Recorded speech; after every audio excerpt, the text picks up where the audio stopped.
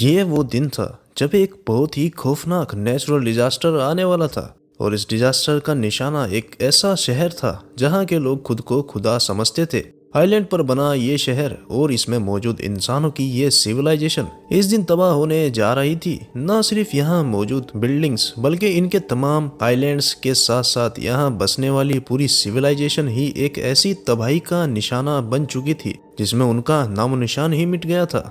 11,000 साल पहले इस पूरी सिविलाइजेशन को खतरनाक सुनामी निगल गई थी, और वो भी सिर्फ एक ही रात के अंदर। ये कहानी है इंसानों की ऐसी सिविलाइजेशन की जिसको आज हम एटलांटिस के नाम से जानते हैं।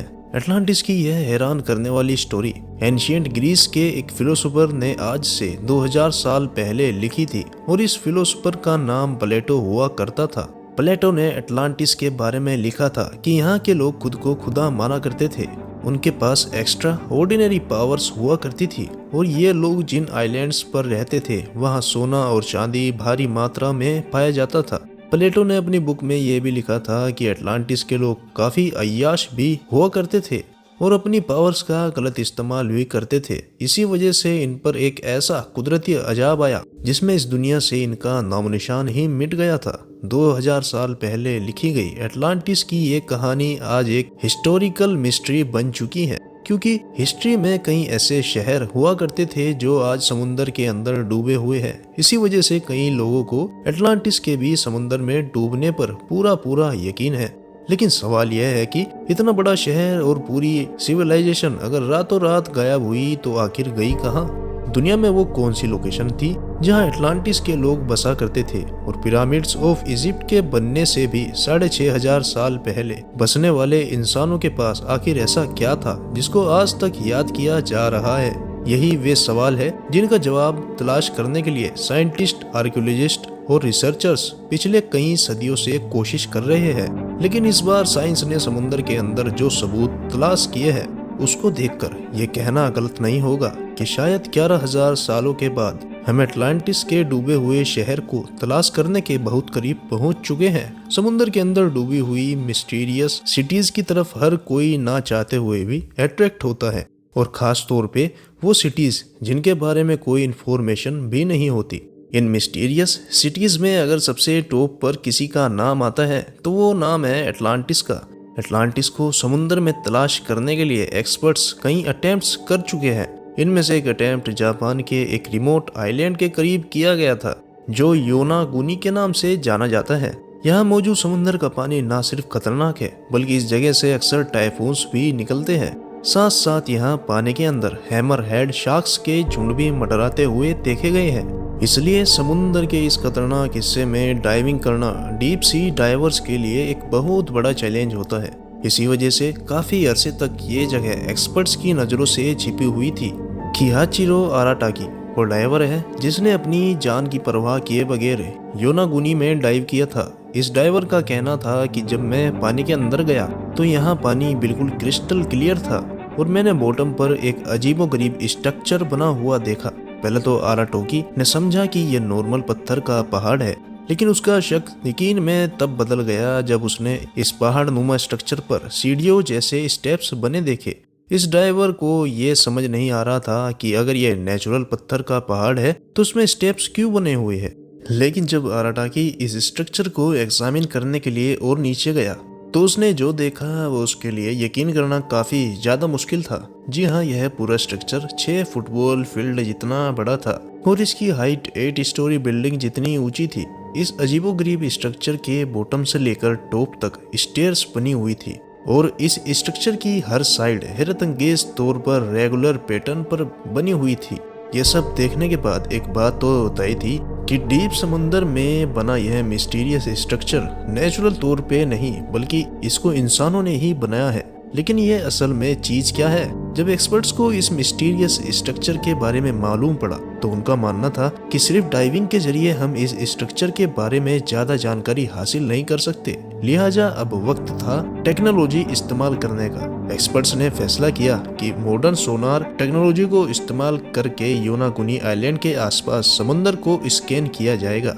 सोनार एक ऐसी डिवाइस होती है जिसको जब पानी में डाला जाता है तो वो एक खास साउंड वेव्स फेंकता है। ये साउंड वेव समुद्र में मौजूद डिफरेंट चीजों से टकरा कर रिफ्लेक्ट होती है और तभी एक रिसीवर रिफ्लेक्टेड साउंड वेव्स को कैप्चर करता है और फिर कंप्यूटर की मदद से उसका एक 3D मॉडल तैयार किया जाता है। सोनार स्कैनिंग टीम योनागुनी आइलैंड के पास पहुंची और उन्होंने यहाँ समुद्र के बॉटम का कंप्लीट स्कैन किया। जब स्कैन का 3D मॉडल बनाया गया तो सारी हकीकत खुलकर सामने आ चुकी थी। हजारों सालों के बाद इस मिस्टीरियस स्ट्रक्चर का लेआउट पहली बार 3D मॉडल में देखा जा रहा था और जो कुछ देखा जा रहा था उस पर यकीन करना काफी ज्यादा मुश्किल था। यह एक बहुत ही आलीशान, खूबसूरत और शानदार महल नुमा स्ट्रक्चर था। इस अमेजिंग डिस्कवरी ने पूरी दुनिया के आर्कियोलॉजिस्ट, जियोलॉजिस्ट और साइंटिस्ट को हैरान कर दिया। हर कोई इस स्ट्रक्चर को देखने के लिए योनागुनी आइलैंड पहुंचने में लगा था, जिनमें एक मरीन जियोलॉजिस्ट प्रोफेसर मसाकी किमोरा भी थे। प्रोफेसर किमोरा ने जब इस स्ट्रक्चर को देखा तो उनका मानना था कि इसमें कोई शक नहीं है कि यह इंसानों का बनाया हुआ स्ट्रक्चर है, क्योंकि इसमें कुछ ऐसे फीचर्स भी थे जिससे ये साबित हो रहा था कि हजारों साल पहले जब ये स्ट्रक्चर पानी से बाहर हुआ करता था तो ये किसी अननोन सिविलाइजेशन के इस्तेमाल में था। इस स्ट्रक्चर में अंदर जाने का एक टनल भी बना हुआ था जो शायद इसकी मेन एंट्रेंस थी। इस एंट्रेंस और स्टेयर्स तक जाने का प्रॉपर रास्ता बना हुआ था। ये स्टेयर्स बाकायदा स्ट्रक्चर के टॉप तक जा रही थी और इसके टॉप पर बिल्कुल फ्लैट टेरेस बने हुए थे। इनमें से सबसे टॉप वाले टेरेस पर एक ऐसी चीज भी थी जिसको देखकर ये अंदाजा होता है कि यहाँ रहने वाले लोग हजारों साल पहले भी काफी मॉडर्न सोच रखते थे। जी हाँ, यहाँ एक ट्रायंगल शेप का पोर भी बना हुआ था जहाँ प्रोफेसर किमोरा के ख्याल से नहाने के बाद लोग यहीं टेरेस पर सन बात करते होंगे। ये टेरेस इतने बड़े हैं कि यहाँ हजारों लोग एक ही वक्त में खड़े हो सकते हैं।